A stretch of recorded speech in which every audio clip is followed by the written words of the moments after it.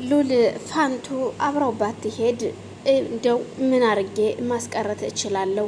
ለአባዬ ብነግረው አባዬም እሺ አይለኝም። ፋንቱ ካልሄደችን የማልሄደች ነው የምትለኝ። ስለዚህ ምን ማድረግ አለብኝ?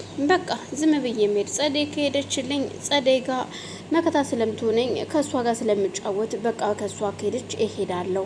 ስለዚህ ዝም ማለት አለብኝ አይደል ሲል ከራሱ ጋር ማውራት ይጀምራል። አስጨናቂ በጣም ደስ ብሎታል። ከምንም በላይ በተለይ የጸደይ መሄድ አብራ የፋንቱም መሄድ እጅጉን አስደስቶታል። ከፋንቱ ይልቅ የጸደይ አብራቸው እንድትሄድ በመወሰኑ እጅጉን ደስተኛ ሆኗል። እናም በቃ ሉል አመሰግናለሁ፣ እኔ ያልኩህን ሰምተ አባትህን ስላሳመንከውና እንድንሄድ ስላገዝከኝ ይለዋል። እንዴ አጎቴ አስጨናቂ ምን ችግር አለው?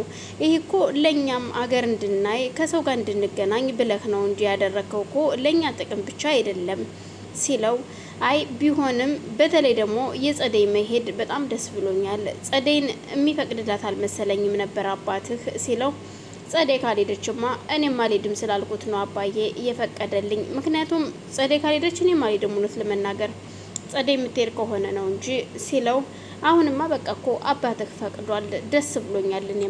እኔም እንደው እንድትቀር አልፈለኩም ነበረ፣ ግን እንደው ጠይቀዋለሁኝ እያልኩ እያሰብኩኝ ስለነበር፣ ግን ቀድመህኝ አንተ ሁሉንም ነገር አስተካከልክ። ሉል በጣም ጎበዝ ነህ፣ ጎበዝ በርታ። እሺ እናም በቃ አብረን እንሄዳለን። አሁንማ በቃ እንዘገጃጅ፣ ተዘገጃጅ እሺ። ምክንያቱም አሁን እኔ የምፈልገውን ነገር ከጨራረስኩኝ ተመልሼ ስለማልመጣ ነው ወደ ኢትዮጵያ። ምክንያቱም ጉዞዬን በቅርቡ 15 ቀኑ እያለቀ ነው፣ የእረፍት ጊዜ ወደ አሜሪካ ልሄድ ነው ይለዋል።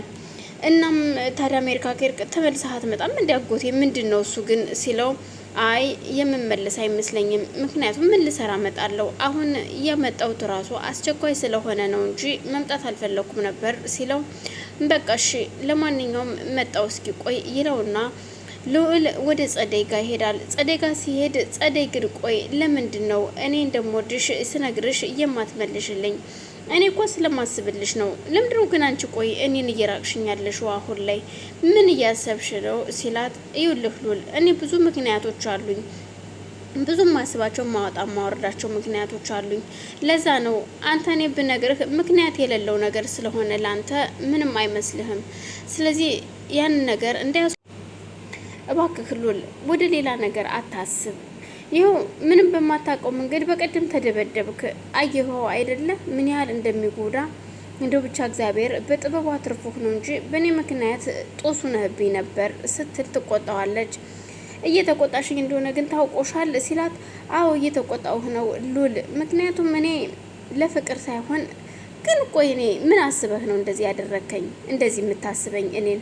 እኔ እኮ ተራ ሰራተኛ ነኝ። ምን እያልክ ነው? ከኔ የበለጡ ቆንጆ ቆንጆ ሴቶች እኮ አሉ ስትለው፣ ይኸውልሽ ቆንጆ በመልክ አይደለም ግን ደግሞ መልክሽም ቆንጆ አይደለም እያልኩኝ አይደለም፣ ግን እኔ አንቺ ሁለ ነገሬ ነሽ። በቃ ታውቂያለሽ፣ ስለ እናቴ ሳስብ አንቺን አስብሻለሁ። የእናቴ አለመኖር ምንም አላስጨነቀኝም። አሁን ላይ ምንም እናት ባትረሳም እናቴን ባረሳትም ግን ደግሞ የእናቴን ቦታ ስለሰጠሽኝ ነው ጸደይ።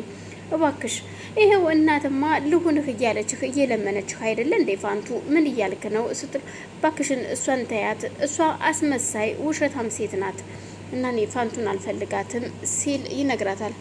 ተው ባክህን እንደዛ ሳይባልም ፋንቱ እኮ በጣም ጥሩ ሰው ናት፣ መልካም ሰው ናት እና አትራቃት፣ ግድ የለህም ስትለው፣ ኧረ እባክሽ አሁን ያን ጊዜ ምን ነው በደረቅ ጨለማ በደረቅ ልታባረርሽ አልነበረ? ታዲያ ይቺ ሰው ናት እንዴ? አረመኔ ናት እንጂ ሲል፣ ያው እንደዚህ ነገር እኮ ይከሰታል አንዳንዴ። በእሷ ብቻ ሳይሆን ብዙ ቤቶች ይከሰታሉ። ብዙ ሰው ጋር ያለ ነገር ነው እና አትፍረድባት። መቼም እንግዲህ የሆነ ነገር አስባ ሊሆን ይችላል። ግን ደግሞ አንቺም የዋሸሽኝ ነገር አለ። ባለፈው ወርቁን ፋንቱ ቦርሳሽ ውስጥ እንደከተተችው ስናገር ለምንድን ነው እኔና እሱ ነን ያልሽው? ለምንድን ነው እኔም እንዳልከተትኩት ስናገር ለምንድን ነው እኔን ውሸታም ያስባልሽኝ? የእውነት ውሸታም አስብለሽኛል እኮ ሲላት፣ እውነት ልክ ነህ፣ እዚህ ጋር ትክክል ነህ። እኔም በጣም ተሰምቶኛል እና በቃ እሺ ይቅርታ፣ ስለ ሁሉም ነገር ይቅርታ። አሁን ግን እሺ ልንሄድ አይደለ? ልብሴን ላዘጋጅ ስትለው፣ በቃ ሂጂ፣ አሁንማ እኔም ላዘጋጅ፣ ሂጂ በቃ አንቺም ማዘጋጅ ይላትና እሷም ወደ ክፍሏ ትሄዳለች።